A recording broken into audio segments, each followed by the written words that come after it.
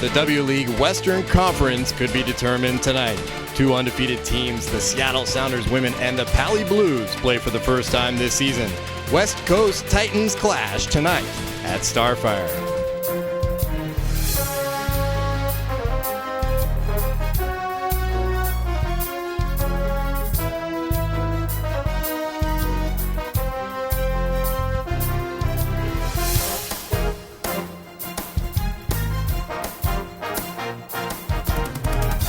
Welcome everybody back to Starfire once again for Sounders Women's Soccer. I'm John Billings with you here on SoundersWomen.com and USL Live. Well, hey, summer solstice is here and so is the warm weather. It couldn't have come soon enough. It seems like it's been nothing but rain in Seattle, but today the clouds part. It's beautiful sunshine that Pali must have brought from Southern California. Well, not only is the weather hot, but both teams in this tonight's matchup are really smoking hot. Pali Blues, 7 wins, no losses, including 2 big victories in Colorado this last weekend. The Sounders women, well, it doesn't get any hotter than a 4-0 victory that they had last week to give them a 6-win and 1 tie record on the season. This is a very critical game for both of these teams. Traveling is coming up right around the corner. For Pali, it's 2 more games in Canada after this one tonight. For the Sounders, they still have the Colorado and the LA trips, 5 away matches looming ahead. So that makes this game so very critical. The other thing that makes it very important is the playoff structure. In the Western Conference, the top 2 teams at the end of the regular season will play 1 game to go to the Final Four. The host of that game will be the number 1 seed. So many things online tonight. If the Sounders women can get the victory, they'd be closing into that number 1 spot. If the Pali Blues get the victory here, they would be right in the driver's seat. Well, I caught up with both head coaches just before this, Charlie Namo for the Pali Blues and, of course, Michelle French for the Sounders, and asked them, how critical is this game? Yes, absolutely. Definitely a big game in terms of the standings. But again, bigger picture, we need to keep winning regardless of who we're playing in order to be in the top 2 at the end of the season. So I think if we can look at it from that perspective while knowing what they're going to bring to the table, I think we'll be better off rather than building up a ton of hype for something and then kind of fizzling. So kind of keeping perspective of the whole thing I think is going to be important for us. Well, I think that it's important not to make this an end-all be-all game, because if the result doesn't go your way, no matter how you play, you don't want to get too bent out of shape about it.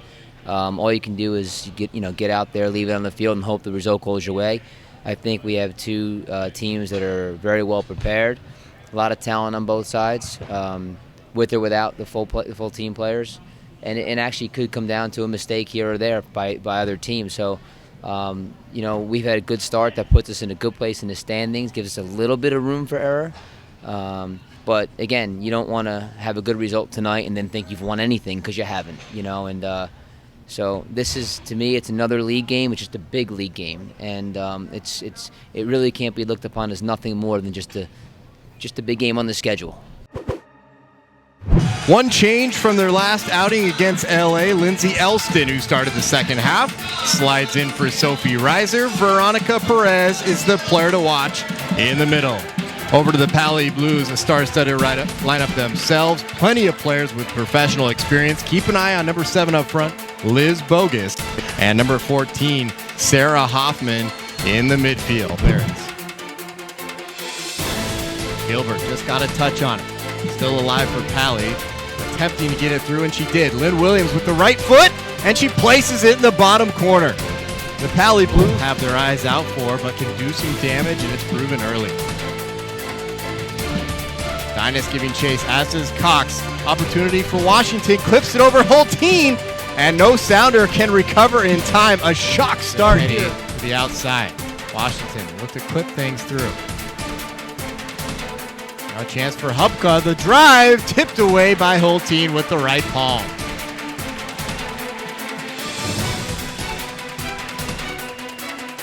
Together in Boston, and Winters described Liz Bogus as a very athletic player. Never quits, always running. Here's Perez, picks up possession at the edge of the box. She'll try the shot, and it had movement on it. Read by Piccarelli. Touch from Keelan Winters. Frederick on the overlap. University of Alabama. The left-footed ball into play, Manthe across, and it headed away at the nick of time from Chris. I think you can see why, they're undefeated right now. Extremely well organized. They've got fantastic players, not to mention the players that are coming off the bench for them are world class as well. So, I liked us for 20 minutes in the first half, and in the second half, I thought we did a little bit better, but I think that's a product of a lot of different things. But we needed this kind of game to kind of figure out who we are and what we actually really need to get better at, because we got exposed in a couple of areas. But again, it was over a 3 or 4 minute span. So, definitely an opportunity for us to build on and to look at this film and say, all right, what do we need to do? What do we need to change a little bit? It's tough, so close right after a game, but what did you see maybe as one or two things that are positives or gaps that you can fill now? I think we just need, it kind of is a constant theme we've had. We just need to have a better mentality around the box, and when we're in 1v1 situations, we tend to want to continue to try to create things when we've already got something in front of us that can work. So it's a matter of overthinking and again, trying to overcreate some things, just taking an opportunity that you have and getting after it. If I could just take back those first 6 minutes, I would pretty much do anything. Again, they scored 2 goals in the first 6 minutes, and obviously things could not have started worse for us. 2 shots on goal, 2 goals. Granted, they got in behind us. We made some, pretty blatant errors, and they capitalized on them, which is what good teams do. But overall, I think, there's 20 minutes in the first half where I thought we were kind of running the play, and especially in the second half. Might have been partly because they dropped off a little bit in the second half to preserve their lead. But overall, I thought the second half was much, much better. We created a couple chances. Unfortunately, we couldn't score. That's sometimes just the way soccer goes, but definitely a frustrating loss because, we really wanted those 3 points. But I think we're just going to have to wait until we go down to California. Well, your teammates will have a chance again, like you mentioned, down in California. But you guys did create some stuff. Like you said, in the second half, there were times where opportunities were there, but it couldn't really devote it into shots. There were times maybe where you guys were on the attack but didn't get a shot out of it. What did you see from your angle on that stuff? Yeah, after the game, Frenchie made a comment, there are chances, like full shots on goal, and then there are half chances where, maybe you take a chance and you have a shot. Maybe it's not your best shot, but maybe something happens. Maybe there's a deflection. Maybe the goalkeeper makes a blatant mistake and it goes in. So I just think that, when we were, I felt we were dominating in part of the second half, and we were getting down into our attacking third. But again, nothing really came out of it, and so we never really tested the goalkeeper, and so that was one of our biggest things. It was like, why not just shoot? So next time I think that we're definitely going to be looking to shoot a little bit earlier and more often, hopefully, because, you never know. You got to shoot to score, and we weren't shooting tonight, so.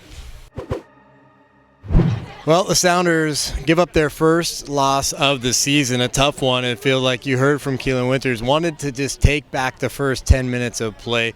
Definitely some positives to be taken out of and a great learning opportunity, as Coach Michelle French said. Well, it's not too long until the Sounders can get right back at it and try to get back in that win column. On Sunday, they take on the Santa Clarita Blue Heat right here at Starfire, a 1 o'clock kickoff. National team players will be in jerseys and ready to go as well, so that'll certainly add an extra boost to the Sounders women. Well, for myself, John Billingson, for all of our crew here, thanks for watching. We'll see you next time.